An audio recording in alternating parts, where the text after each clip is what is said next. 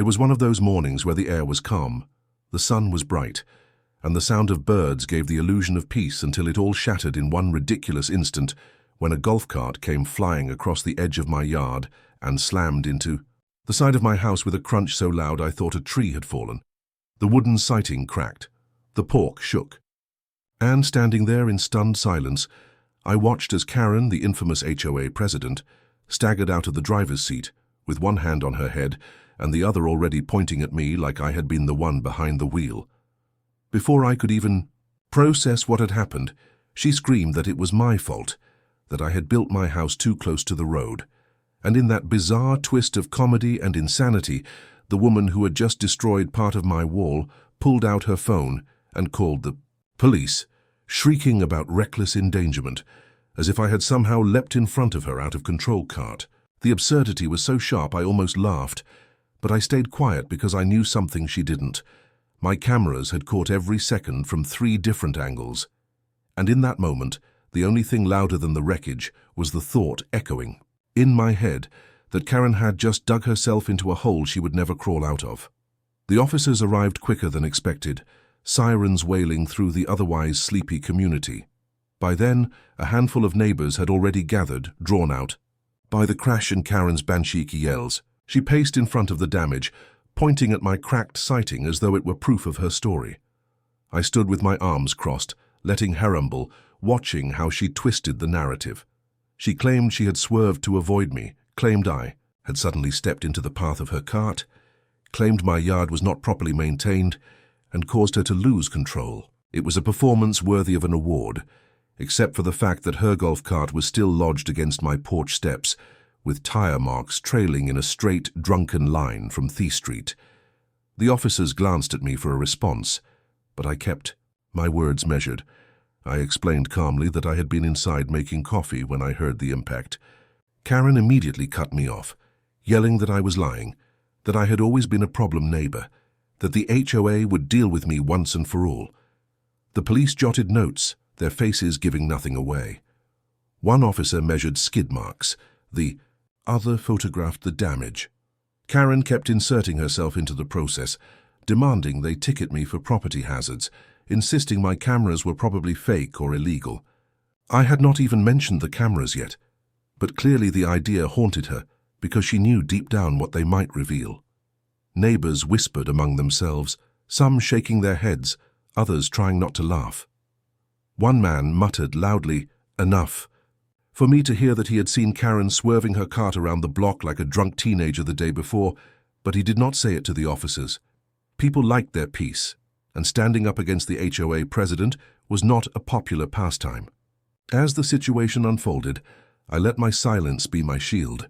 Karen's voice grew sharper, louder, more desperate. She told the officers I had been antagonizing her for months, that I left trash out deliberately, that I had endangered the whole community with my stubborn refusal to obey HOA guidelines. I simply kept my phone in my pocket, thumb resting over the folder marked cameras where the footage waited like a loaded weapon. I knew timing mattered. If I played my hand too early, she would try to spin it. If I waited until she buried herself with lies, the truth would hit like a hammer. The officers eventually separated us, asking me to stand off to the side while they spoke with Karen privately. From a distance, I could still hear her raising her voice, tears of convenience dripping from her tone as she tried to paint herself as the victim. She pointed toward the damaged wall, then toward me, then toward the golf cart. Her hands flew wildly, her words a chaotic mix of anger and self-pity. When the officers finished, one of them came back to me, asking if I had any cameras. Outside. My lips curved ever so slightly as I said yes. Several, in fact, installed for security reasons and always recording. The officer scribbled something down and told me they would need to review the footage when I had a chance. Karen must have overheard because she stormed back across the yard, insisting I was making it up, that there was no way I had cameras. That was when the crowd of neighbours began to chuckle. One woman even pointed at the corner of my porch, where a black camera dome was clearly mounted, its lens catching the sunlight. Karen froze, realizing she had overlooked something obvious, but instead of retreating, she doubled down. She screamed that surveillance cameras violated HOA rules, that she would have them taken down, that this was harassment. The officers exchanged a glance that said everything. They had been called for what she framed as a reckless driver and property hazard, but what they were witnessing was a woman unraveling in public. My heart pounded, not with fear, but with the anticipation of what was to come. I could already imagine her face when the footage rolled. When every lie she had spun collapsed under the weight of her own actions, the neighbours lingered, unwilling to leave before the drama reached its climax. Some whispered that Karen was finally going too far this time. Others speculated about whether insurance would cover the damage to my house. Karen, meanwhile, paced like a caged animal, alternately begging the officers to believe her and threatening them with the HOA's influence if they did not. I stood still, a calm anchor in the storm, sipping the now lukewarm coffee I had carried out with me, letting the bitterness of the brew match the sharp satisfaction building inside. The officers told us both that they would file an initial report, but the matter would require further evidence. That was my cue. I did not show them the footage yet, only offered to bring it by the station later that day. Karen's face twisted in disbelief when she realized I was holding back. She demanded they seize my equipment immediately, demanded they find me on the spot. The officers, to their credit, ignored her outburst and simply nodded at me before leaving. Their cruiser rolled down the street, lights fading, but the tension did not. Karen turned on me then, hissing threats under her breath about how I would regret crossing her. She reminded me of her position on the HOA board. Promised fines, lawsuits, endless torment. I let her rant until she was breathless. Then I smiled, leaned slightly closer, and whispered the one sentence that drained the color from her face. "It's all on camera, Karen." When the last of the crowd was gone, I stood alone in front of my damaged house, staring at the cracked wood, and thinking about how quickly a quiet morning had turned into chaos. My wall could be repaired. What Karen had just done to herself, however, was far more permanent. Her reputation, her credibility, her grip on power. Each of those had been dented in ways no handyman could fix. I took a slow breath, pulled out my phone and replayed the footage once just to savor the reality of what I held. Karen thought she had set the stage for my downfall, but in truth, she had written the opening act of her own undoing. The morning after the crash was quieter than expected, but beneath that silence, there was a storm already brewing because Karen had not wasted a second to file her official version of events. When I walked out to check the damage in daylight, the marks of her golf cart were still etched into my yard like scars, and the sighting of my house bore the blunt evidence of her recklessness. Yet I knew the physical damage would be the least of my concerns because Karen thrived on manipulation. And if there was one thing she was skilled at, it was twisting a story so deeply that some people believed her before the truth could breathe. By mid-morning, I heard from a neighbour that Karen had been knocking on doors, spinning her tale about how I had allegedly run into the street, spooking her and causing the accident. According to her, I had practically thrown myself in harm's way, forcing her to swerve into my porch. She even claimed she suffered whiplash and bruising from the crash, parading her supposed injuries like badges of honor. I decided to keep calm and let her build her castle of lies, because the higher she built, the harder it would fall. The police had already filed a preliminary report based on her call, but they had also noted my security cameras, and that single fact alone was like a ticking clock in my favor. Still, I had to play. This smart because Karen would not give up easily, and I could already sense she was preparing to weaponize the HOA against me. By midday, I was proven right when I received an official notice taped to my door from the HOA board. The letter accused me of violating community safety standards by allowing hazardous property design that allegedly contributed to Karen's accident. The wording was deliberately vague, but laced with the clear intent of pinning blame on me. They threatened fines if corrective measures were not taken immediately. I chuckled bitterly at the audacity, knowing Karen had likely drafted the letter herself. That afternoon, the HOA called an emergency meeting at the clubhouse, and I knew it was less about community safety and more about Karen trying to turn the tide in her favor. When I arrived, the room was already buzzing with whispers. The long Folding tables crowded with neighbours sipping cheap coffee while pretending they had no bias. Karen stood at the front, a neck brace wrapped dramatically around her throat as though she had survived a highway collision instead of driving a golf cart into a porch. She raised her hand for silence and with a pained sigh began detailing how she had been victimized by my negligence. She painted a vivid picture of me stepping out in front of her path, forcing her to swerve, of my property supposedly jutting dangerously into community land, of my complete disregard for HOA rules. Her voice carried the righteous indignation of a martyr, and a few gullible neighbours nodded along, as though her every word were gospel. I sat quietly, studying the faces around me. Some clearly doubted her, others appeared uncertain, and a few wore smug smiles that told me they enjoyed the drama, regardless of truth. When she finished her speech, she theatrically dabbed her eyes with a tissue and called for the board to fine me and force immediate modifications to my property. The president's gavel, which Karen often treated as her personal weapon, slammed against the table as she declared that my behavior endangered the entire community. I waited for the murmurs to die down before standing. With a calm tone, I reminded everyone that I had not been outside during the crash, that I had done nothing except drink my morning coffee until her golf cart smashed into my house, and that I had 3 working security cameras that had captured everything. The room shifted instantly. Necks craned, whispers turned sharp, and eyes darted between Karen and me. Karen tried to cut me off, waving her brace hand and shouting that my cameras were a violation of privacy laws, that they were not admissible, that I was bluffing. Her panic was clear in her voice, but I kept mine steady, repeating that I had the footage and would be submitting it to the police. The HLA board looked uncomfortable, caught between loyalty to their fiery leader and the undeniable fact that surveillance cameras were perfectly legal on private property. One of the quieter members even asked why Karen was so worried if she had done nothing wrong. That question landed like a stone in still water, sending ripples of unease through the room. Karen exploded at the suggestion, slamming her hand on the table and accusing me of orchestrating the crash, of tampering with the road, of setting her up. Her story grew more elaborate with each sentence, weaving in new details that contradicted what she had told the police only the day before. The contradictions did not go unnoticed, and I could see the officer's skepticism from the previous day mirrored now in my neighbour's glances. I said nothing more, letting her dig deeper, letting her hysteria become the only sound filling the hall.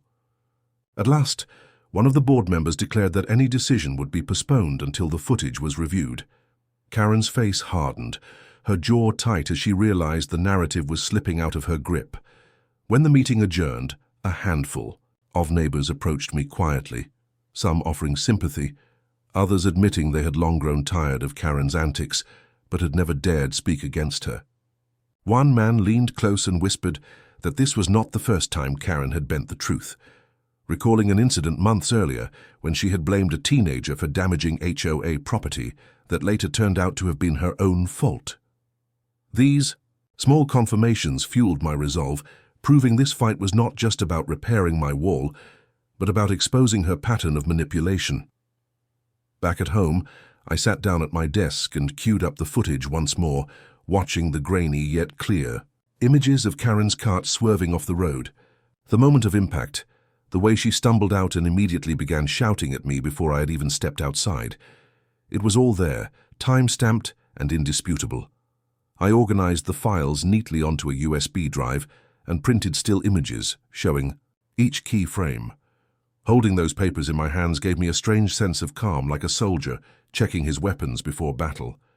Karen thought she was clever enough to spin lies endlessly, but she had not counted on evidence that could not be silenced.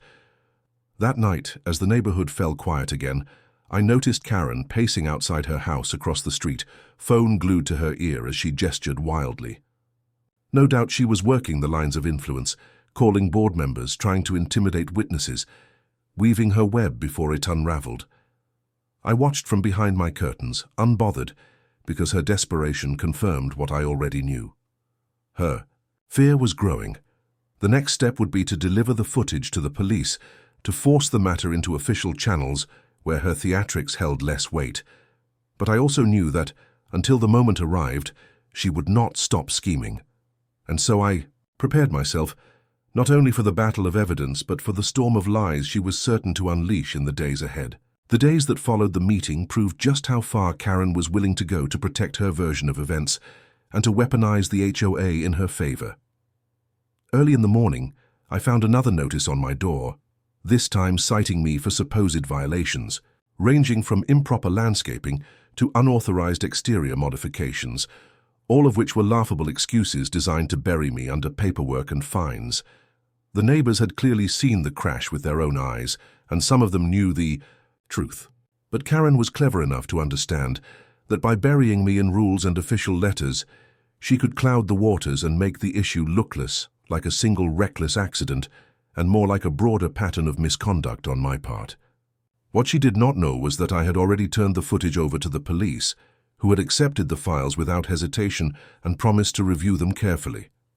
Still, I kept that detail to myself, because letting Karen believe she still had the upper hand was part of my plan. The calmer I stayed, the more reckless she became, and every reckless step she took only gave me more ground to stand on. The HOA board called another assembly, but this time it was not Karen alone at the front. She had rallied 3 of her closest allies, each of them longtime residents who had benefited from her favoritism in the past, and they stood beside her like soldiers prepared to execute her will. She addressed the room with false sincerity, claiming that the community's reputation was at stake because of neighbors like me who refused to respect guidelines, who put others in danger by failing to maintain safe property standard. She gestured to photos of my house printed on glossy paper, images taken after the crash, but carefully cropped to make it appear that the damage was pre-existing neglect rather than the direct result of her golf cart colliding with it. She demanded that fines be issued immediately to force compliance. Heralies clapped at the end of her speech, trying to ignite momentum, but I could see uncertainty on the faces of the others. Some neighbors shifted uncomfortably in their seats, remembering the sound of the crash, remembering how frantic she had been at the scene. When it was my turn to speak, I did not argue point by point against the claims.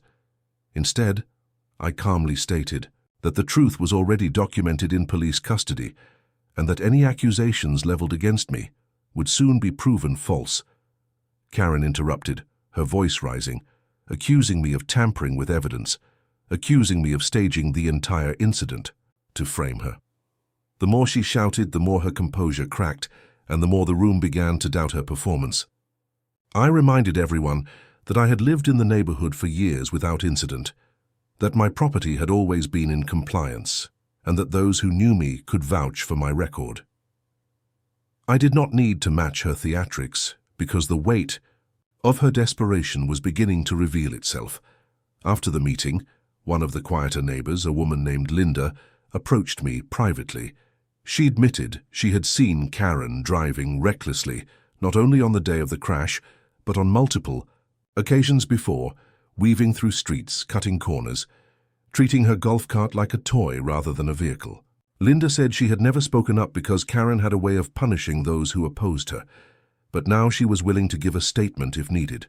That small moment of solidarity meant more than I could say, because it proved I was not fighting this battle alone. Word spread that others too had their own stories of Karen's bullying, her arbitrary fines, her habit of bending rules for herself while enforcing them harshly against others. One man recalled how she had parked her cart on his lawn months earlier, and then blamed him for damaging her tires when he asked her to move. Piece by piece, her credibility was eroding, though she seemed oblivious to it as she continued to strut around the neighborhood like a queen ruling over peasants. The police contacted me later that week to confirm that they had reviewed the footage and found no evidence to support Karen's claims. In fact, the video clearly showed her veering off course without provocation, slamming into my house without anyone in her path, and then immediately accusing me before I even stepped outside. The officer assured me that the report would reflect the truth, but he also warned that Karen had filed a follow-up complaint against me, claiming harassment and unsafe property practices. She was doubling down even as the evidence mounted against her. He thanked the officer for his time, hung up the phone, and realized Karen's tactics had shifted from denial to all-out attack. Her campaign spread quickly. Flyers appeared in mailboxes warning neighbours about me, accusing me of being a menace, claiming I was secretly recording everyone with hidden cameras, that I was dangerous and aggressive. The absurdity of it would have been funny if not for the fact that some people hesitated to speak to me afterward, their eyes full of suspicion planted by her lies. Karen herself strutted around with her neck brace still fastened, a dramatic symbol of her supposed suffering, though I had seen her mowing her lawn the day before without a hint of pain. It was a performance for the neighbourhood, one designed to elicit pity and blind loyalty. Rather than respond with anger, I chose strategy. I invited a handful of neighbours to my porch one evening, offering cold drinks and snacks.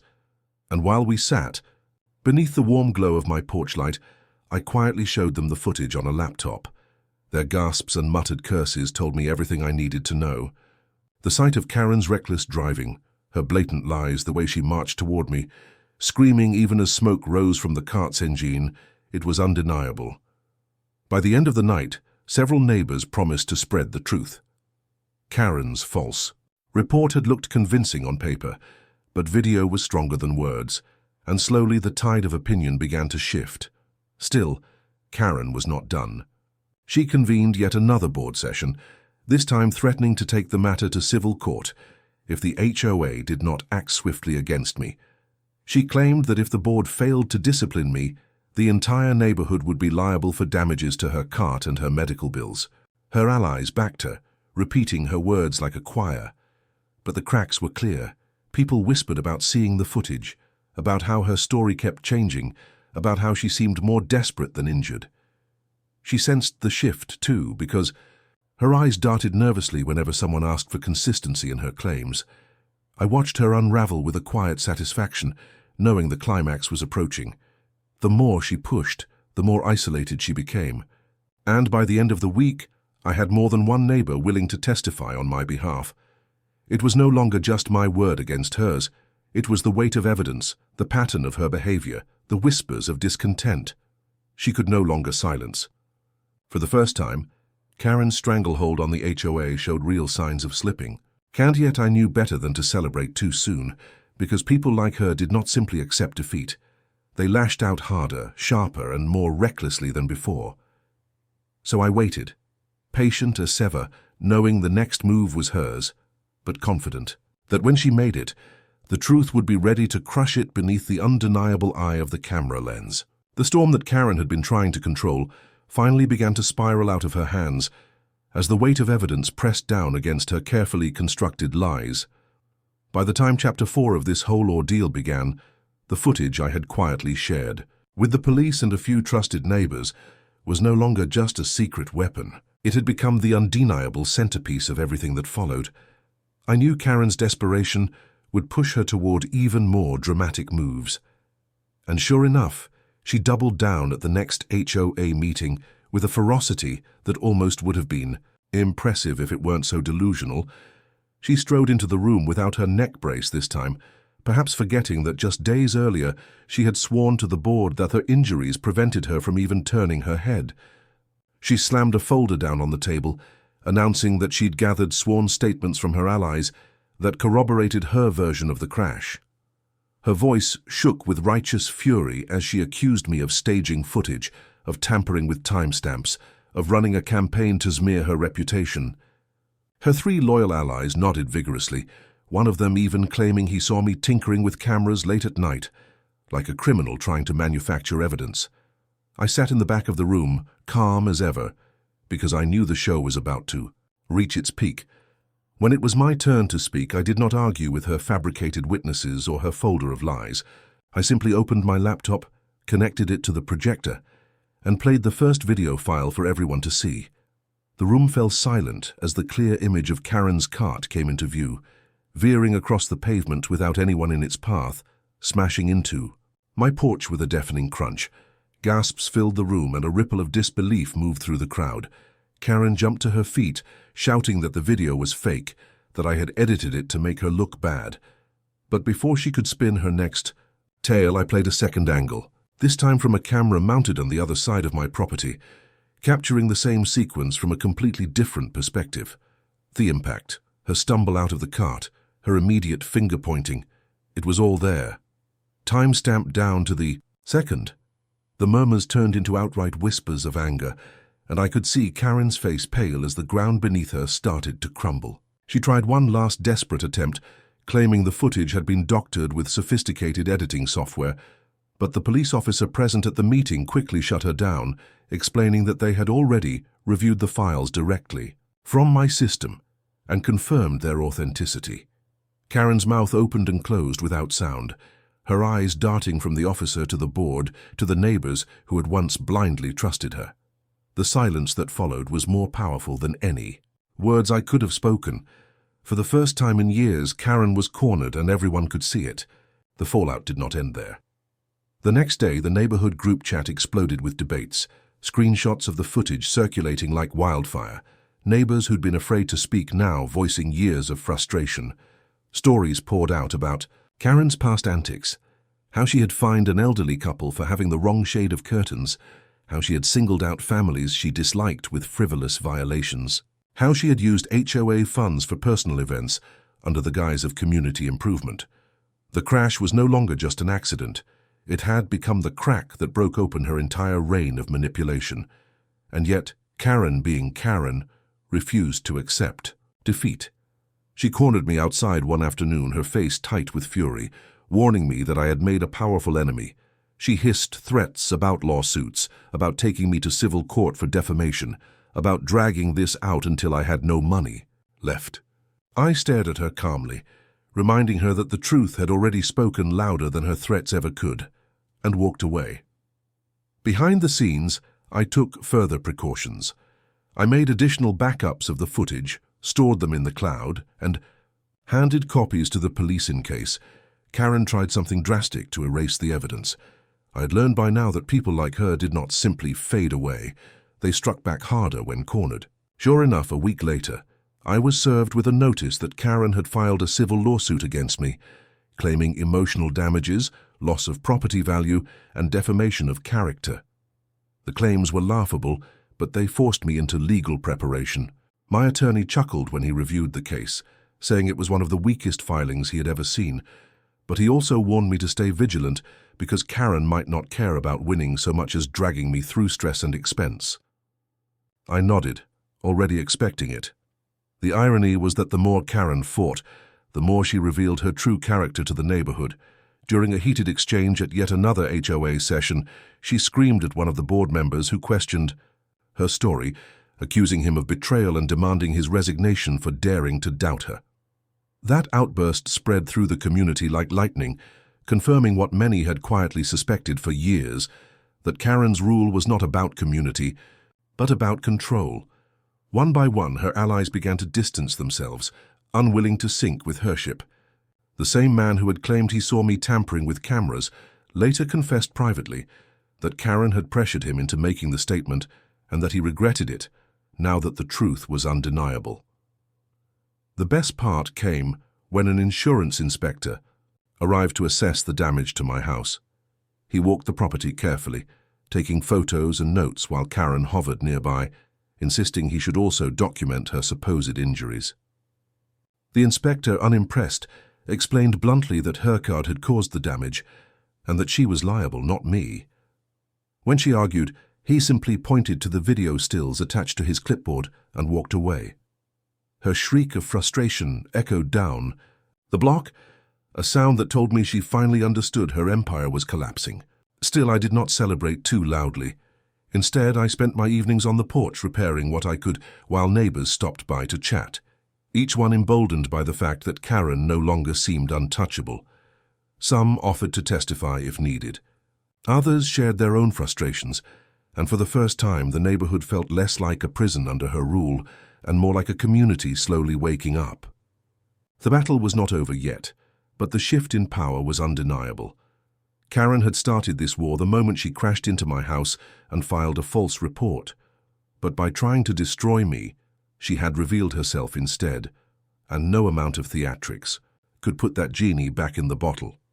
When I went to bed at night, I replayed the scenes in my head, not out of obsession, but out of a strange sense of satisfaction. The truth had become my greatest ally, and no matter how loudly Karen shouted, no matter how many papers she filed or accusations she made, she could not silence what the cameras had captured. She had wanted a battlefield, and she'd gotten one. But what she never realized was that she had built it on lies, and lies were not strong enough to withstand the weight of reality crashing down. The walls of my house could be repaired with wood and nails, but the cracks in her reputation would never be patched, no matter how desperately she tried. By the time Chapter 5 of this saga unfolded, the neighborhood was divided into two clear camps. Those who had finally seen Karen for who she was, and those who clung to her out of fear or loyalty to the power she had held for years. But the undeniable fact was that the grip was slipping. The footage had spread quietly from phone to phone, from whispered conversations at backyard fences to late-night group chats, where her name was spoken with equal parts outrage and ridicule, and while she tried to maintain her public facade of authority, her eyes betrayed her, darting nervously whenever the topic of cameras or evidence surfaced. I knew it was only a matter of time before the standoff reached a climax, and that moment came when law enforcement returned to the neighborhood, after her false complaint was finally discredited in writing. The officers who stepped out of the cruiser this time were not here to take her word at face value. They were here to address the contradictions between her report and the video evidence. And the timing could not have been worse for Karen because the HOA had convened another session at the clubhouse and nearly half the neighborhood had shown up to watch. I stood near the back of the room when the officers entered, their presence silencing the chatter instantly. Karen, seated at the front with her stack of papers and her rehearsed speeches, stiffened in her chair like a child caught in a lie. The lead officer began by explaining that after reviewing the footage and comparing it to her filed report, they found significant inconsistencies. He read aloud her original statement, claiming I had darted into the street, forcing her to swerve. And then he described what the footage clearly showed, that no one had been near her cart when she lost control and struck my porch head-on. A ripple of murmurs spread through the room as people absorbed the words, some shaking their heads, others whispering that they knew it all along. Karen jumped up, her voice shrill, insisting the footage was tampered with, that there must have been a technical glitch, that someone with editing skills had framed her. The officer, unimpressed, calmly explained that the files had been verified directly from my system, their timestamps consistent and authentic, leaving no doubt about their accuracy. Her panic spilled over into rage. She accused the police of conspiring with me, accused the HOA board of betrayal, even turned on some of her own allies, shouting that they had not defended her strongly enough. The room descended into chaos as neighbours argued, some laughing openly at her wild claims, others begging her to stop before she embarrassed herself further. The HOA president, clearly shaken, slammed the gavel down repeatedly, but his voice was drowned out by the noise. I stood quietly, watching Karen unravel in real time, her once carefully crafted image crumbling like a sandcastle against the tide of truth.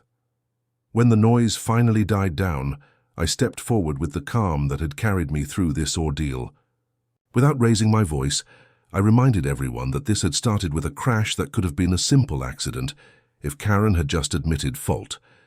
But instead, she chose to file a false report, to smear my name, and to drag the community into unnecessary conflict.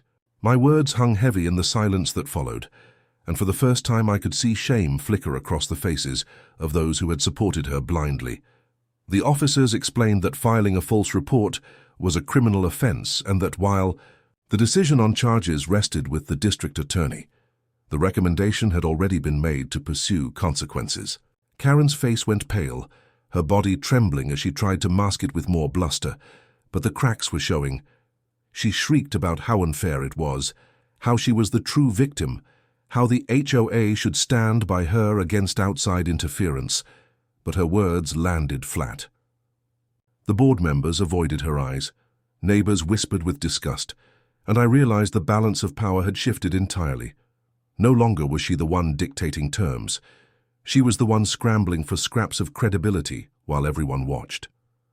That evening, the fallout deepened when neighbours began stopping by my porch, not just to offer support, but to confess the grudges they had long held against Karen. One man admitted she had fined him for leaving his trash can out an extra hour. Another said she had threatened his family with liens over the color of their mailbox. A woman recalled how Karen had bared her in public for planting flowers not listed in the HOA handbook. The stories poured out like water breaking through a dam, and in each one Karen's reign of intimidation became clearer. I listened patiently, nodding, promising that the truth was finally catching up with her. The strange part was how the community, once divided, began to bond over their shared resentment of her antics, the laughter mixing with outrage as they realized how long they had tolerated her nonsense. But Karen was not finished. In a last act of defiance, she tried to seize control of the narrative by organizing what she called a community truth rally in the clubhouse parking lot. She dragged out a megaphone, gathered her dwindling supporters, and began shouting about injustice, about how the footage was a deep fake, about how I had orchestrated an elaborate plot to overthrow her leadership. She even waved around her golf cart's dented bumper as though it were a piece of sacred evidence proving her story. The spectacle drew a crowd, but instead of rallying behind her, most of the neighborhood laughed or filmed her tirade on their phones. Children pointed and giggled. Adults shook their heads, and the irony of her attempt to appear strong only highlighted how desperate she had become. I stood at the edge of the crowd, saying nothing, because I knew silence was more powerful than argument. The next day, her so-called rally became the subject of ridicule across the neighborhood chat clips, circulating with sarcastic captions, her credibility evaporating faster than she could shout into her megaphone. That night, an email from the HOA president confirmed what many had expected. A motion to remove Karen from the board would be put to vote. It was the beginning of the end, and she knew it. I saw her storm down the street in the fading light. Phone pressed to her ear, barking orders at whoever was still willing to answer. But her empire was crumbling, and no phone call could save it. The following week, the HOA vote was held. Neighbors lined up to cast their ballots, the air buzzing with anticipation. Karen stood at the front, arms crossed, glaring at everyone who dared oppose her. When the results were read, the decision was clear. That night I sat on my porch again, sipping coffee as the neighborhood finally breathed easy. For the first time in years, the streets felt lighter. Conversations flowed freely. Without the shadow of her oversight, the wall of my house still bore the scars of her reckless crash, but repairs were already scheduled, and insurance would cover the cost. What mattered more was that her lies had been exposed, her power dismantled, and the truth vindicated. Karen had set out to ruin me with her false report, but in doing so she had destroyed herself. And though I knew she might try to claw her way back somehow, the neighborhood had seen her for who she was, and there was no going back. After Karen was stripped of her HOA title and her influence began to collapse around her, I thought perhaps she would finally retreat into silence, licking her wounds in private and plotting how to save face. But I should have known better, because people like Karen did not know when to quit, and if there was still breath in her lungs, there would be accusations, threats, and one more desperate attempt to turn the tide. That attempt came in the form of a thick packet of papers served at my door one morning, the kind of bundle that immediately told me she was going all-in on a civil lawsuit. As I thumbed through the pages, I could hardly believe the absurdity of what I was reading. She was suing me for emotional damages, property devaluation, defamation, and medical expenses. She claimed I had conspired to humiliate her publicly with manipulated video, that my house's design was unsafe and directly responsible for her crash, and that the ridicule she now faced from neighbors was because of my so-called smear campaign. The words dripped with venom, the narrative twisted into a tapestry of delusion, but at its core it was just another tactic to drain my time and resources. My attorney, a level-headed man who had seen more frivolous suits than he could count, laughed. When I handed him the paperwork, he flipped through the pages, shaking his head at the inconsistencies, pointing out how half of her claims contradicted her earlier reports. He assured me it would not hold up in court, but he also warned me that Karen's real goal was not victory, but attrition. She wanted to drag me into hearings, into endless motions, into a swamp of legal fees where she could hope I might surrender. I nodded, understanding the game, but also knowing she had underestimated me yet again. If she wanted a legal battle, I would give her one, armed with the same calm patience that had carried me through the chaos so far. The first hearing was almost theatrical. Karen arrived in a dramatic neck brace once more, even though everyone had seen her walking around fine in the weeks prior. She clutched a stack of papers like a shield, flanked by an attorney who looked like he regretted ever taking her case. The judge listened patiently as she launched into a speech about her suffering, about how the entire neighborhood had turned against her because of my lies, about how her once pristine reputation had been shredded by my manipulative campaign. She even burst into tears at one point, claiming she could no longer sleep at night because of the humiliation. The judge remained stone-faced, giving her rope to speak, but clearly unimpressed. When it was my turn, my attorney simply pressed play. On the footage again, letting the stark reality speak for itself, Karen's cart swerving, the impact, her immediate false accusations. It was all there, raw and undeniable. The courtroom murmured. The judge leaned back with raised brows and her attorney shifted uncomfortably in his seat. Karen tried to interject, shouting that the video was fake, that I had paid off technicians to alter it, that the timestamps were fabricated. But my attorney calmly produced the original files, chain of custody documentation from the police department, and sworn verification that the footage was authentic. The judge cut her off, telling her she had been given the opportunity to present evidence and that wild accusations were not evidence. I could see the fury boiling in her eyes, the realization that her strategy was unraveling before it even began. Outside the courthouse, reporters and curious onlookers had gathered, because word of the bizarre feud had leaked beyond the neighborhood. Karen, desperate for attention, tried to give an impromptu press conference claiming she was being persecuted, that this was bigger than one man's house, that it was about the rights of every homeowner to feel safe from surveillance.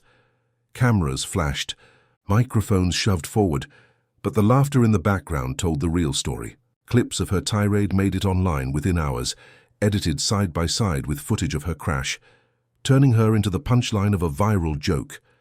Neighbors texted me links, friends scrawled to laugh, and Karen's reputation, already fractured, shattered, completely under the glare of public mockery. Back in the neighborhood, the fallout grew heavier. Her few remaining allies began to distance themselves, no longer willing to be associated with her spiraling disaster. The HOA board, free from her grip, announced reforms to prevent abuse of power, openly citing the fiasco as the reason. Meetings became calmer, friendlier, the air no longer thick with fear.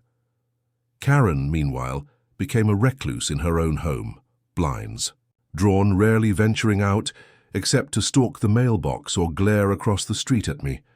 Her once constant presence at every corner of the community had dwindled to whispers behind closed doors, and the silence she left behind was oddly peaceful. But even cornered animals lash out, and Karen proved it when she tried one final maneuver. She filed an appeal to expand her lawsuit, claiming now that not only had I ruined her reputation, but that I deliberately targeted her golf cart to cause the crash.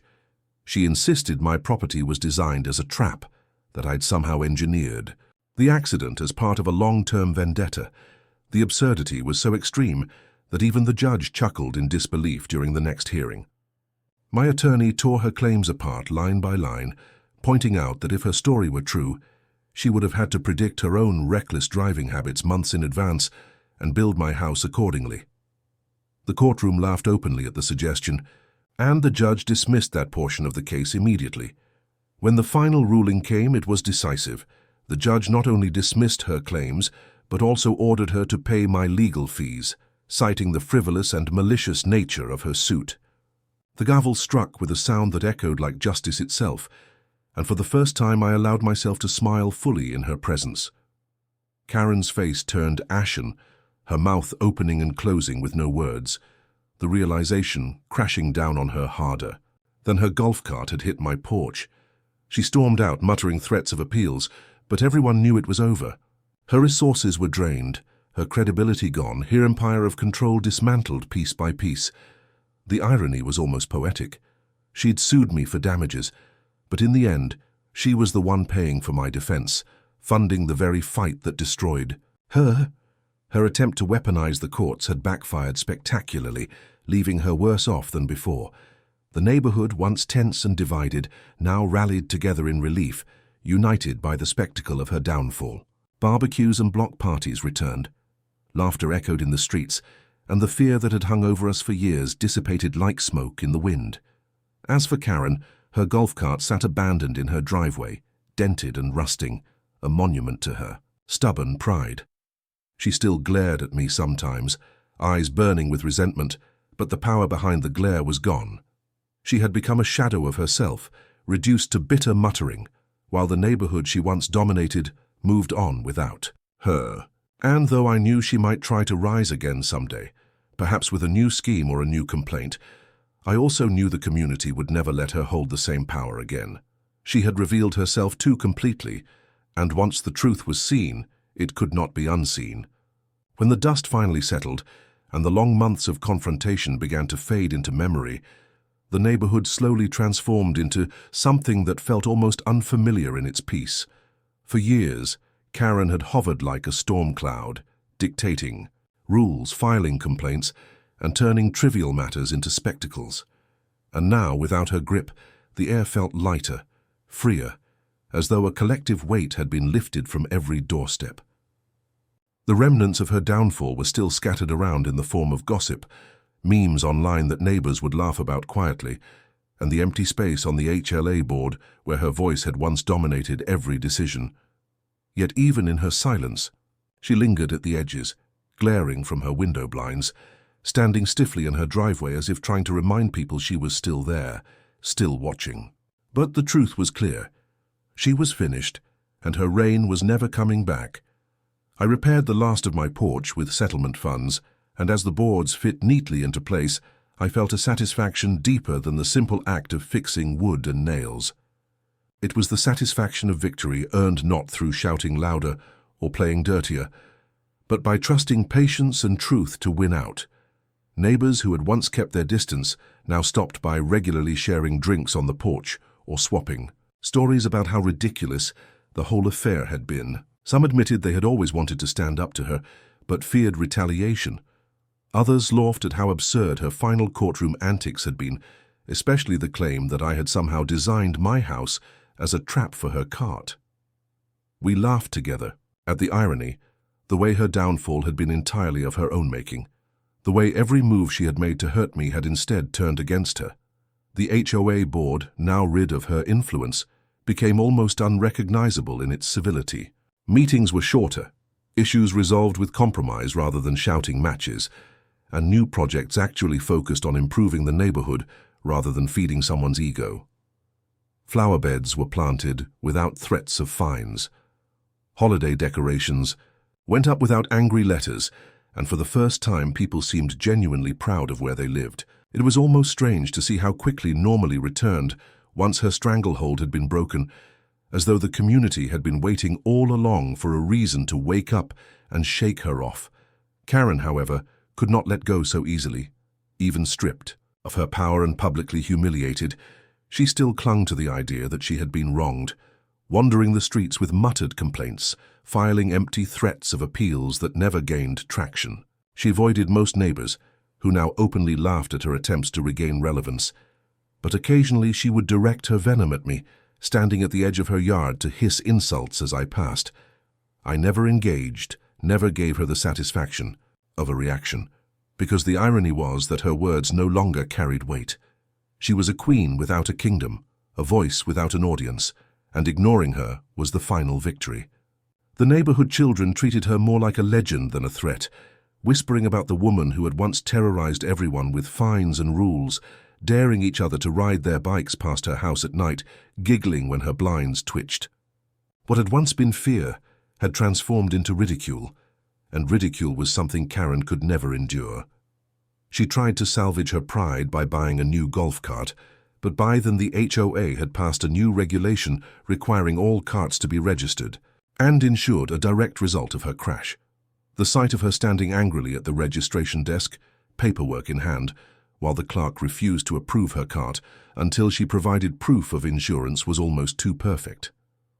Neighbours snapped photos, and within hours the images circulated online. The once powerful HOA tyrant reduced to a bureaucratic footnote. The final humiliation came one weekend when the neighbourhood organised a block party, the first in years. Barbecue smoke drifted through the air. Children played games in the street. Music echoed down the cul-de-sac and laughter rolled like thunder. Everyone was invited except her, though no one had to say it aloud. She stood at her window watching, her face pressed against the glass as her former subjects celebrated freedom from her rule. Some waved at her mockingly, others simply ignored her, but the message was clear. Life had moved on and she was no longer part of it. I stood with a plate of food in my hand, watching as she slowly retreated from the window, curtains snapping shut, the image of a woman who had built her empire on lies and intimidation, now locked away in solitude. It struck me then how poetic the entire ordeal had been. She had started this by crashing into my house, by filing a false report, and believing her power was strong enough to bend reality to her will. She thought she could twist the truth, intimidate me into silence, and rally the HOA as her weapon. But instead, she'd given me the perfect evidence, handed me the rope with which she eventually hung herself. The cameras had been silent witnesses, recording without bias, capturing her downfall frame by frame. And in the end, it was not me who destroyed her. It was her own arrogance, her refusal to admit fault, her endless need to dominate. In quiet moments, I would sometimes replay the footage, not out of spite, but as a reminder of how quickly lies collapse under the weight of truth. The crash, the accusations, the theatrics, the courtroom. Battles, all of it had been exhausting yet strangely satisfying. I had not just defended my property. I had defended the principle that truth, patience, and calm resolve could overcome even the loudest bullies. And the neighbourhood had learned that lesson too, coming together in a way that might never have happened otherwise. Karen's reign had been built on fear and isolation, but her fall created unity, and that was something even she could never undo. When autumn came, the air crisp and cool, installed a new security camera at the corner of my house, this time with a wider lens and sharper resolution. Not because I expected another cart to plow through my porch, but because the symbol of it mattered. As I tightened the final screw and adjusted the angle, I glanced across the street and caught Karen watching. From behind her blind, our eyes met for the briefest second before she retreated into the darkness of her house, and I smiled to myself. She knew the cameras were there, always watching, always ready, and that knowledge would haunt her more than any fine or ruling ever could.